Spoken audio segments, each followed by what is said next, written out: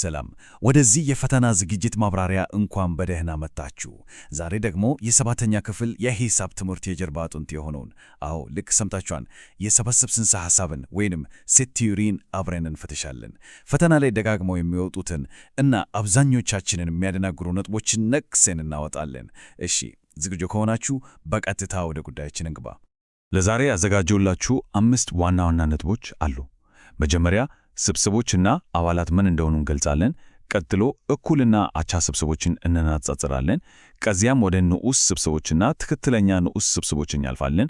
አራተኛ ላይ ደግሞ ነገሮችን በቬን ዳያግራም እንዴት ማሳየት እንደምንችል አይተን በመጨረሻም ዋና ዋናዎችን የፈተና ነጥቦችን እናጠቃልላለን። እሺ ወደ መጀመሪያው ክፍላችን ስንገባ ስብስቦችንና አባላትን መግለጽ። ከመሰረቱ ስነሳ አስለን ስብስብ ስንል በትክክል ምን ማለታችን ነው? እንግዲህ በሂሳብ ዓለም ውስጥ አንድን ነገር ስብስብ ብለን ለመጥራት ዝም ብሎ የተሰበሰበ ነገር መሆን የለበትም። በግልጽ የታወቀ መሆን አለበት። ይህ ማለት ምን ማለት ነው? በቅንፎች ውስጥ መግባት ያለበትን እና የሌለበትን የሚወስን ጥብቅ እና የማያሻማ ሕግ ሊኖር ይገባል ማለት ነው። በውስጡ ያሉት የእያንዳንዱ ነገሮች ደግሞ የአንድ ስብስብ አባል ወይንም ኤሌመንት ተብሎ ይጠራሉ። አሁን ደግሞ ይህንን የፈተና ማስታወሻ ልብ ብላችሁ እዩት። የሂሳብ ቋንቋ ምልክቶችን በጣም ይወዳል አይደል? ይቺ እንደ ኢ የምትመሰለው ምልክት አባል ነው ማለት ስትሆን መሃል ለመሃል ከተሰረዘች ደግሞ ተቃራኒውን ማለትም አባል አይደለም የሚለውን ትገልጻለች። ምንም አባል የሌለው ባዶ የሆነ ስብስብ ደግሞ በሁለት ባዶ ክንፎች ወይንም በኦ ላይ በተሰመረ ምልክት ይወከላል። እነዚህን ምልክቶች በአእምሯችሁ መቅረጽ ለፈተናችሁ እጅግ አስፈላጊ ነው። ታዲያ ፈተና ላይ በተደጋጋሚ የሚወጣ አንድ አተላይ ጥያቄ ልጠይቃችሁ። የአምስቱ በጣም ጎበዝ ጻፊዎች ስብስብ ብንል በሂሳቡ ሕግ መሰረት ይሄ በእውነት ስብስብ ሊባል ይቻላል? እስቲ ቆም ብላችሁ አስቡበት። መልሱ በፍጹም አይደለም። ለምን ይመስላችኋል? ምክንያቱም ጎበዝ የሚለው ቃል የሰዎችን የግል አስተያየት የሚጠይቅ እንጂ ግልጽ የሆነ መለኪያ ያለው ነገር አይደለም። ለእኔ በጣም ጎበዝ የሆነው ጸሐፊ ለሌላው ላይሆን ይችላል አይደል? ስለዚህ ልብ በሉ፣ የሂሳብ ፈተናዎች ላይ እንዲህ አይነት ግላዊ የሆኑ ገላጭ ቃላት ከመጡ ሁልጊዜ ወጥመዶች መሆናቸውን አትርሱ። እሺ ሌላ ፈጣን ጥያቄ ደግሞ እንሞክር። በዚህ ቢ በተባለው ስብስብ ውስጥ ስንት አባላትን ታያላችሁ? አብዛኛው ሰው እንደው ዘው ብሎ 4 ብሎ ለመመለስ ይቸኩላል። እናንተስ? ነገር ግን ትክክለኛው መልስ 3 አባላት ብቻ ነው ያሉት። 3። እነሱም 1፣ 2 እና 4 ናቸው። በስብስብ ጽንሰ ሐሳብ ውስጥ አንድን ቁጥር ደጋግሞ መጻፍ የአባላትን ቁጥር ቀጥታውንም አይጨምርም። ቅደም ተከተል እና ድግግሞሽ ምንም ትርጉም የላቸውም። ይህ እንግዲህ በፈተና ወቅት የግድ መራቅ ያለባችሁ ሌላው ትልቅ ስህተት ነው። ወደ ሁለተኛው ክፍላችን ስንሸጋገር እኩልና አቻ ስብስቦች፣ በፈተና ላይ ሁልጊዜ ግራ የሚያጋቡ ሁለት ተመሳሳይ የሚመስሉ ግን ደግሞ ሙሉ ለሙሉ ተለያዩ የሆኑ የስብስብ ዝምድናዎችን እንነጻጽራለን። በእነዚህ ሁለት ቃላት መካከል ያለው ዋናው ልዩነት ይሄ ነው። እኩል ስብስቦች ስንል በሁለቱም ስብስቦች ውስጥ ያሉት ነገሮች ልክ አንድ አይነት ናቸው፣ ፎቶኮፒ ናቸው ማለት ነው። ነገር ግን አቻ ስብስቦች ስንል በውስጣቸው ያሉት ነገሮች አይነት ምንም ይሁን ምን የነገሮቹ ብዛት ብቻ እኩል ነው ማለት ነው። ባጭሩ እኩል ማለት ይዘቱ አንድ ሲሆን ነው፣ አቻ ማለት ደግሞ ብዛቱ አንድ ሲሆን ነው ማለት ነው። ታዲያ እስቲ ግድም ያነጻጸርናቸውን ሁለት ትርጓሜዎች በማገናኘት ይህንን ፈተና ላይ የማይታፋ ጥያቄ እንመለስ። ሁሉም እኩል የሆኑ ስብስቦች አቻ ሊባሉ ይችላሉ? በእርግጥ ይችላሉ። ይህ በጣም ወሳኝ የሆነ ነጥብ ነው። ሁለት ስብስቦች እኩል ናቸው ማለት በውስጣቸው ያለው ነገር ሙሉ በሙሉ አንድ አይነት ነው ማለት ነው።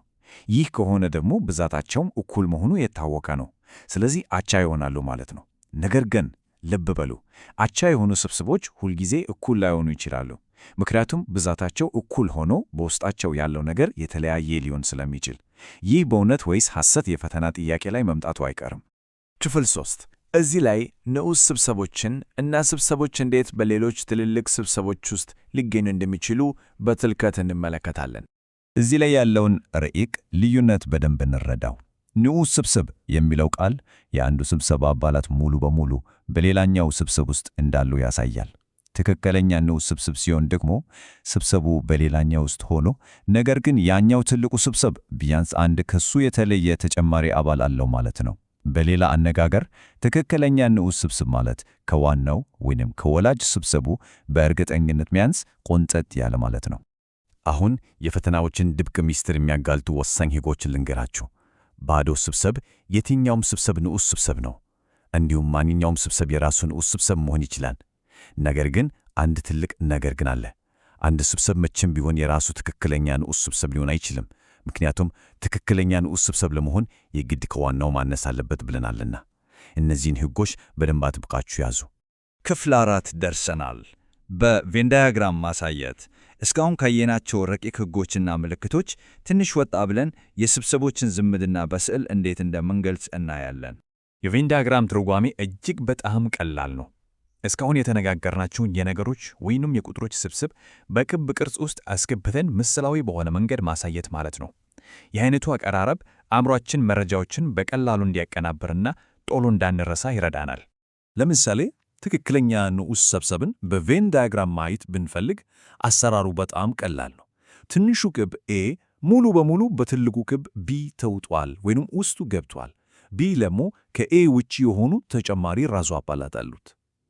ይሄ ነው እንግዲህ ትክክለኛ ንዑስ ስብስብ መሆን ማለት። ምስሉ ራሱ ይናገራል አይደል? አሁን ወደ መጨረሻው ክፍላችን ክፍል 5 መጥተናል። ዋና የፈተና መማሪያ ውጤቶች። የትምህርት ስርዓቱ ከዚህ ምዕራፍ መጨረሻ ላይ በትክክል ምን እንድታውቁ እንደሚጠበቅባችሁ እንመልከት። ይህንም ማብራሪያ በጥሞና ከተከታተላችሁ ምንም ጥርጥር የለውም እነዚህን ሁሉ ግቦች አሳክተናል ማለት ነው። በስብስቦች መካከል ያለውን ዝምድና መግለጽ እንችላለን። እኩል እና አቻ ስብስቦችን በሚገባ እንለያለን። እንዲሁም ንዑስ እና ትክክለኛ ንዑስ ስብስቦችንም በደንብ ለይተን አውቀናል። የዚህ ምዕራፍ የፈተና ማዕከላዊ ጥያቄዎች የሚመነጩት እዚሁ ላይ ካየናቸው ነጥቦች ላይ ብቻ ነው። ለዛሬው ማብራሪያችን እንደ መደምደሚያ ይህንን አእምሮን የሚፈታተን የሂሳብ ጥያቄ ትችላችሁ ልለፍ። ባዶ ስብስብ ራሱ ስብስብ ነው። የእያንዳንዱ ስብስብ የራሱ ንዑስ ስብስብ ቢሆንም መቼም ቢሆን የራሱ ትክክለኛ ንዑስ ስብስብ መሆን እንደማይችል አይተናል አይደል? ታዲያ ባዶ ስብስብ ስንት ትክክለኛ ንዑስ ስብስብ ሊኖረው ይችላል?